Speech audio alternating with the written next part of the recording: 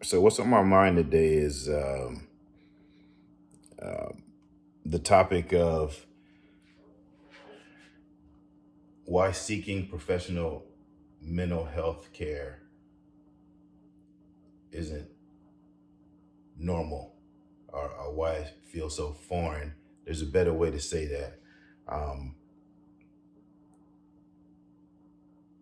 the short version is I've been thinking about why seeking professional mental health counseling isn't normal behavior, isn't a norm for Black Americans. Now, of course, we know over the last few years that it's become more popular. If you spent any time online, you know that celebrities, a lot of Black celebrities are kind of, you know, being more open about it. You know, some of your favorite actors and actresses, a lot of people in entertainment, especially comedians, by the way, talking about it. And I think it's my generation in general, you know, like the 1980 born and later, where it's a little bit more normal. But but I'm not dissecting. You know, that's not what I'm dissecting. What I want to talk about is why it's so new, what we have been doing as a people, as a culture, and then what's next? Like, what's the next phase in us making it a part of our DNA and our habits, making it as normal as seeing a dentist. And you know, naturally, Black Americans have um, a lot of stuff passed on through the generations. Trauma, have a lot of trauma that has been passed on and has itself and in a lot of different ways. So anyway, that's what I want to answer with this thought. I guess this is going to be my journal post for today. I don't know. Maybe I'm working on a TED talk. Anyway, I don't know. I probably I have no idea. But anyway, I know that what I want to say, writing is going to be a little bit too slow. So I listed my main points. I've already talked it out before on just a voice recorder, and it was like a 25-minute recording. And I think with less rambling, it'll make more sense. So the first thing to talk about is, why isn't it a norm? Why isn't it in our DNA?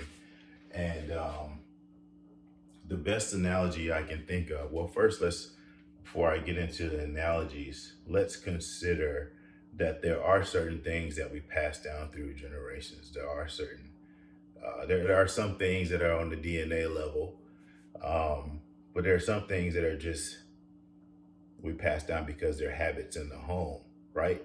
Like, you might have two or three generations in one family of good quarterbacks, just because, yeah, maybe on some level, on the biological level, you know, you're passing down good hand-eye coordination to the children in each generation. But also, it could just be that um, in those homes, it was normal practice to go outside and throw a ball, right?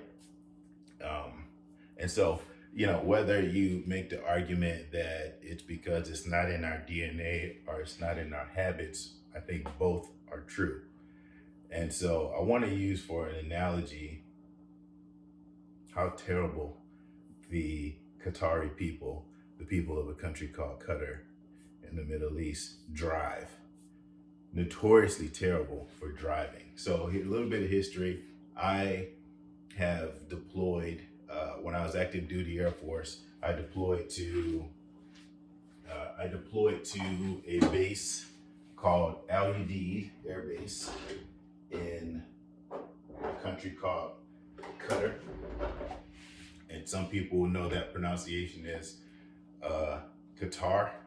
But anyway, the country is spelled Qatar, and it's pronounced Qatar, because that's how the people that live there pronounce it, by the way. Anyway, I've spent a year at that place, and I took a lot of trips. I took a lot of time off base where, I got to drive a vehicle where, we're either going to the mall or we're like going to restaurants or just checking out like downtown, which the main city there is Doha. And, did some airport runs to pick up people who flew in commercially as opposed to coming in on the aircraft or the base and things like that. Play some cars with contractors who lived off base in villas and stuff like that. So I've driven quite a bit. And one thing I noticed in all that driving is how terribly the people who lived there drove their vehicles. And, and it ranged from, your basic like jalopies, like your hoopties, to like those giant Lexus SUVs, like the LX 460s, like 400, you know what I mean? Like nice vehicle. It didn't matter the value of the vehicle. That wasn't the factor. And,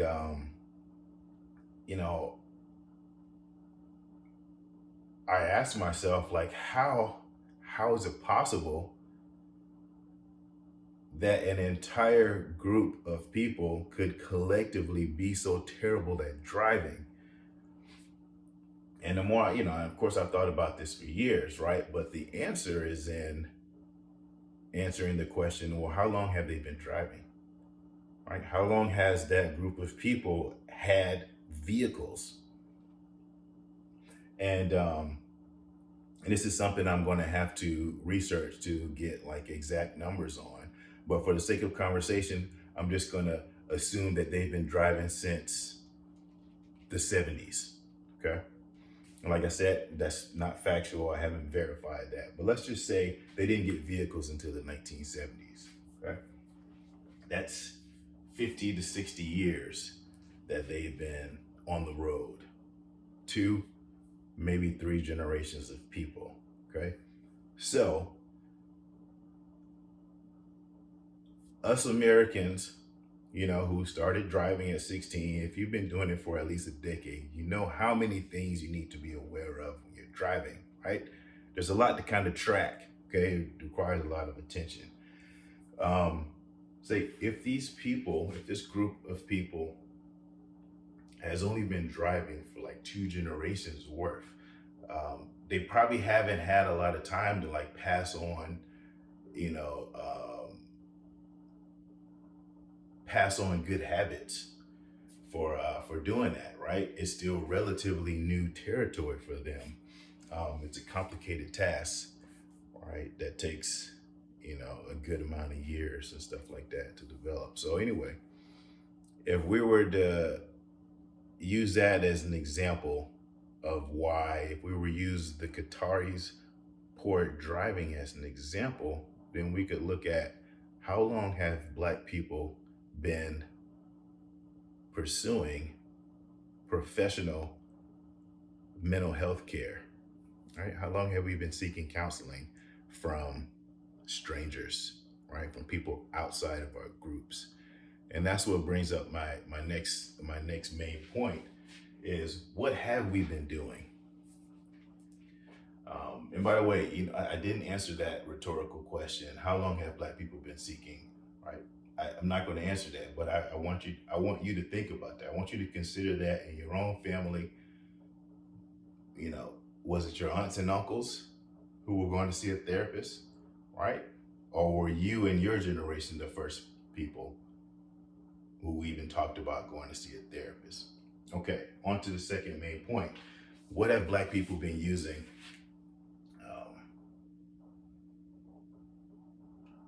before now? Okay. When I was a kid, there was this concept of a group of grown folks having a conversation, and it was called grown folks business. And this was growing up in the South. This was growing up in Alabama, in a small town outside of Birmingham, right? So let's paint a picture. when I was a kid, my grandmother's house was kind of like the family hub. You know what I'm saying? Like maybe it was one or more of my aunties who was already like hanging out there. So, I had that group of cousins, right? And then like me and my dad came over there too, because we were only like a half mile away. Um, and by the way, I had other aunties. I had like at least three aunties at one time that lived right there in the neighborhood. And me and my dad came over. And then somebody probably called one of my uncles. So then next thing you know, it's like four or five of my dad's siblings chilling with my grandmother, right? And they're in the circle, hanging out in the yard, what have you. Um, and what was funny about that was if you were to ever, if you were to ever, if you were a kid, let's say I wanted to go up and ask my dad something, right? The conversations would stop in the circle. You know what I'm saying? And my uncles and aunties, grandmothers probably looking at me and my dad having this conversation. You know what I'm saying?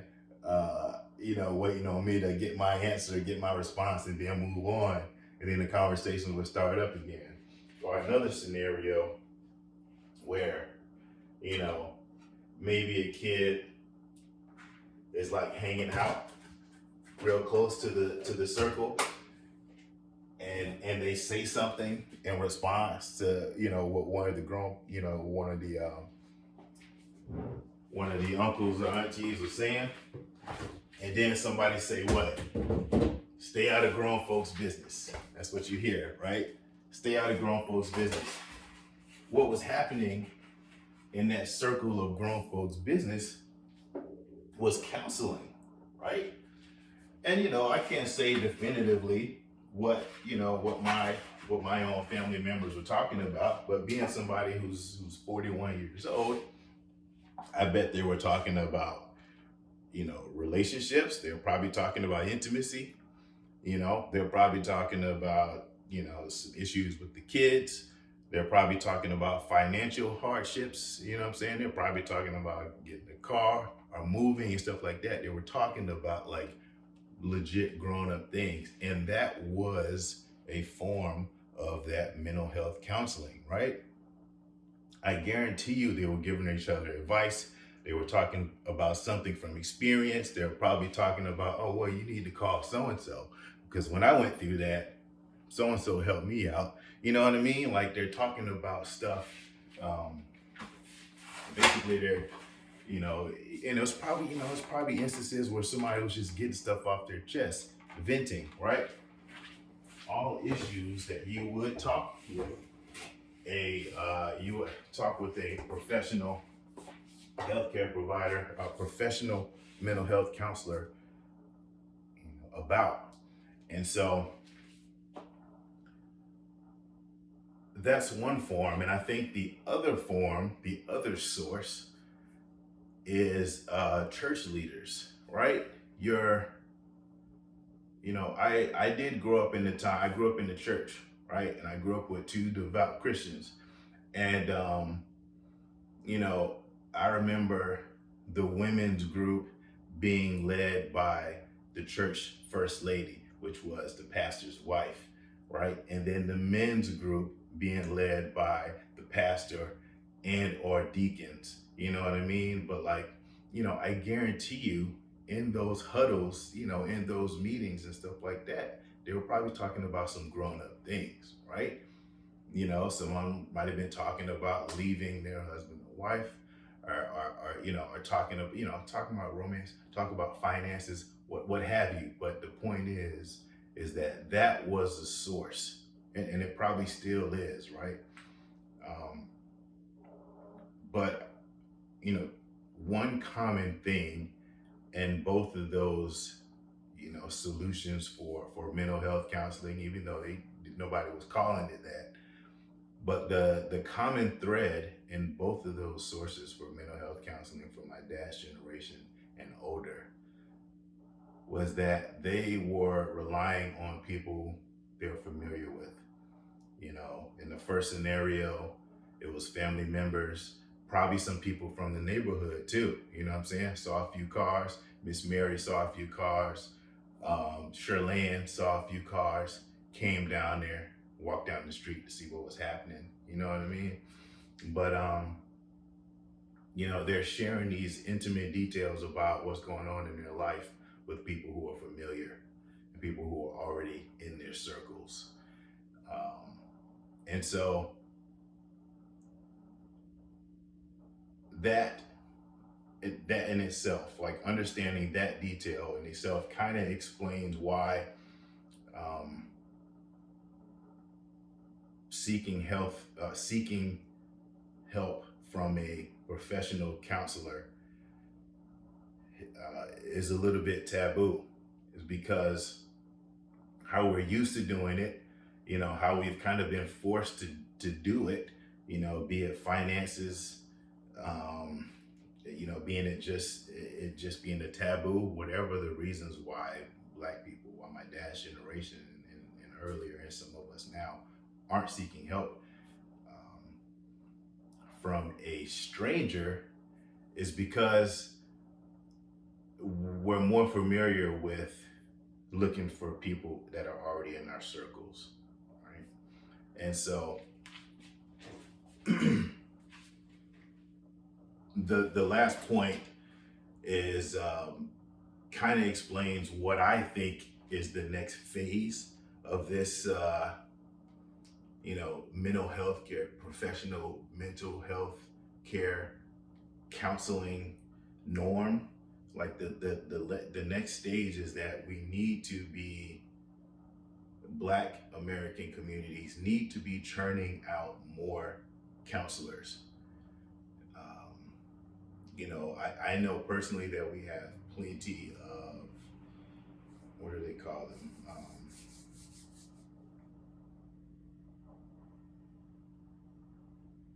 Gosh, what do we call them?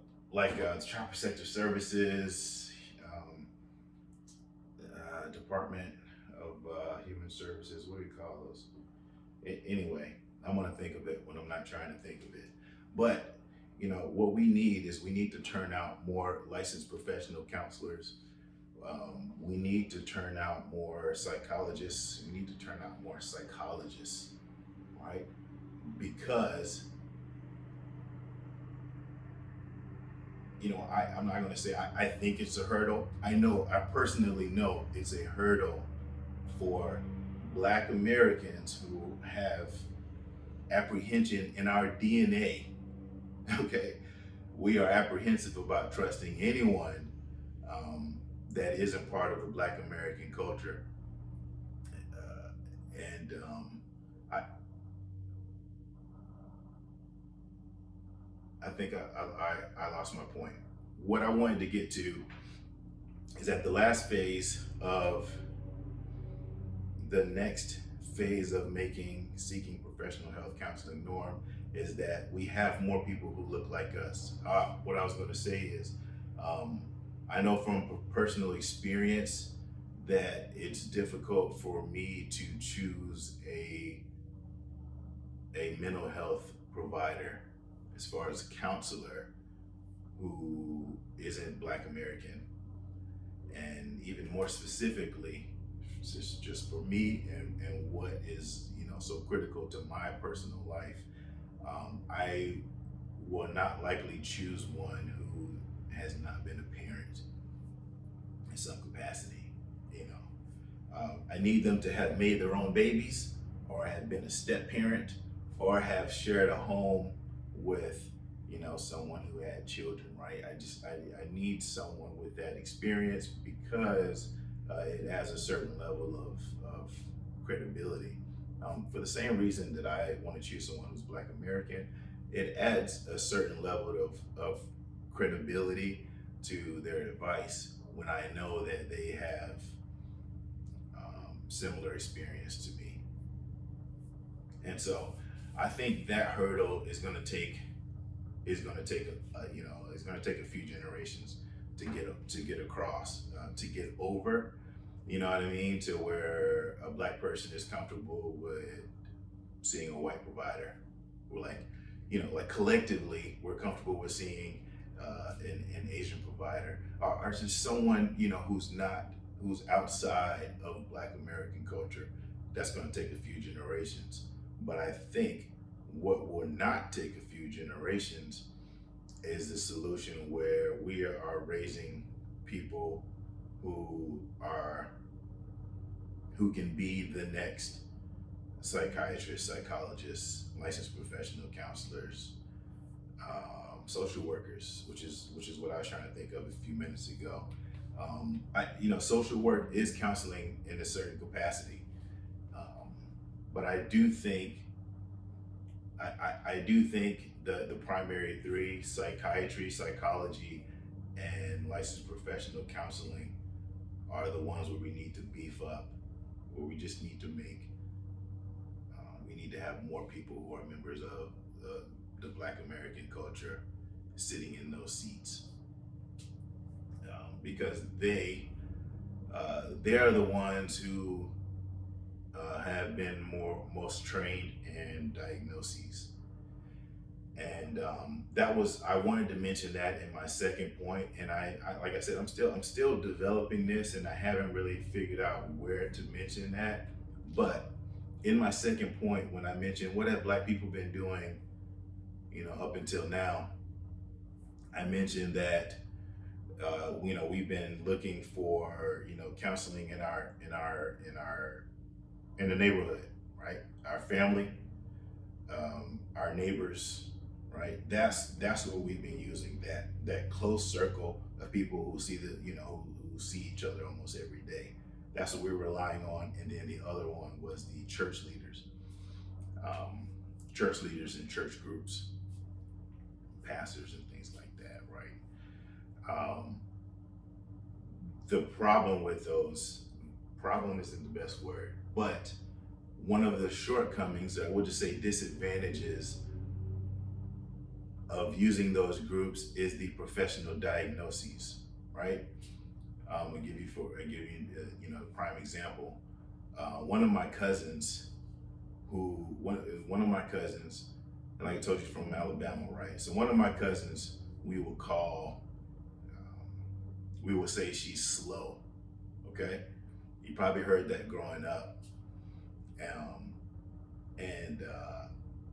She's only a few years older than me. She might be like 5 or 6 years older than me. But to this day, I'm 41 years old. To this day, I don't know what she was diagnosed with. I don't know if it was Down syndrome, or autism, or a certain autistic disorder, or dyslexia. All right, I don't know. And I probably could ask someone now. I could ask one of my aunties who's kind of been caring for her and stuff like that. But my point is, because so many years we've been relying on these two methods of just reaching for people who are within arm's reach of us.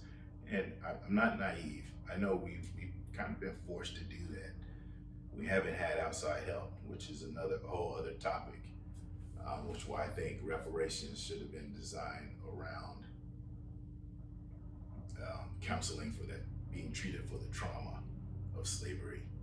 I think that would have been much more valuable than money and land. But anyway,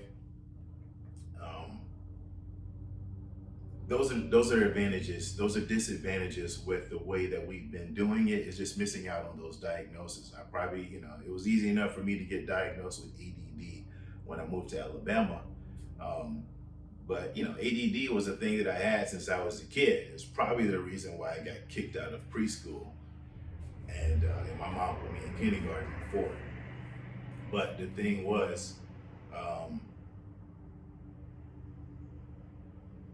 the diagnosis is a huge part of that, right? We can say, we can have the tests, we can have the screenings and stuff like that are done by professional psychologists. I don't know if psychologists do screenings. Anyway, my point is, when we have more of those people, we have more Black people going to see these other people regularly, we can better diagnose people, whatever their symptoms are, and treat them earlier instead of just writing them off as slow and filing them into learning disorder classes. Who knows if I had ever been diagnosed as a kid with ADHD if I hadn't moved to Alabama. In Hartford, Connecticut, actually even happened down here too, right? We're just bad. You're just bad, right? You're just hyper, right? You know what I'm saying? But there were diagnoses for that, right? He couldn't stop talking, right? He's probably on the autistic spectrum. Okay, he probably needs an outlet for all the stuff that's spinning around in his head. But anyway, that's the last phase. Those are kind of those are what I'm thinking about right now. It's why isn't seeking professional mental health counseling the norm right now? And that's what I wanted to talk about. I wanted to talk about the factors that kind of answer that question. The first one is that we haven't been doing it that long. We just haven't. It hasn't been long enough to be it's not long enough to be a habit. And I want to talk about what we've been doing so far with grown folks business, having a circle of family members and neighborhood and neighbors, and then the church leaders, the pastors, first ladies, the church groups, and things like that. And then I didn't want to introduce an issue without giving my input on what I think can kind of resolve it. And that's where I talked about finally the last phase, where we have to beef up the numbers, right? We have to make it normal for our kids, we have to make it normal for Black American members of Black American culture to become psychiatrists who write prescriptions and diagnose, and to become psychologists and licensed professionals who both counsel and diagnose and treat. And so, actually, all three of those treat in this scenario. But that's it. That's what I've been thinking about, and it's fun to kind of talk out loud about that. I don't know what I'll do with this format. Maybe I'll just post this raw video on YouTube or something like that, or maybe I'll just use it on my own and write it out with a little more structure, or I might just make it a speech and just keep it in this format. We'll see what happens. But either way, it can't be 28 minutes long. The final version, I think I probably could chop it down to like a 15 minute talk. It's only 3 main points. But again, I don't know what I'm going to do with this with this rough cut of it. I like the idea of putting it on YouTube though, see what happens. And I might even get some feedback to kind of help me develop it. All right, that's it.